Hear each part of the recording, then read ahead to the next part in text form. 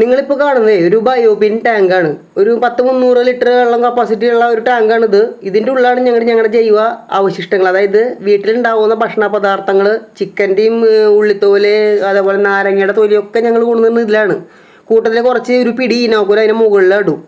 അപ്പോൾ ഇതെന്താ കാര്യം എന്ന് വെച്ച് കഴിഞ്ഞാൽ, ഇനോക്കുല ഇടുന്നതോട് ഫാസ്റ്റ് ആവും നമ്മുടെ കമ്പോസ്റ്റിങ്. പോരാത്തതിന് ഈ കാണുന്ന ഈ പുഴുക്കളില്ലേ, ഇതാണ് ബ്ലാക്ക് സോൾജർ ഫ്ലൈയുടെ ലാർവകൾ. ഇവർ തിന്ന് പെട്ടെന്ന് ഇത് കമ്പോസ്റ്റാക്കി തീർക്കുകയും ചെയ്യും.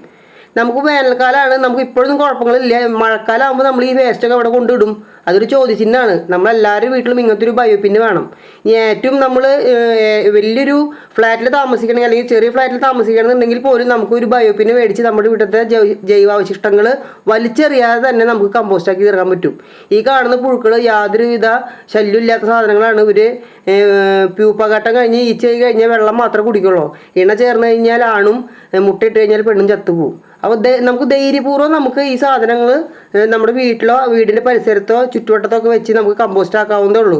എല്ലാവരും ട്രൈ ചെയ്യണം നമ്മുടെ ഭൂമിക്ക് വേണ്ടി.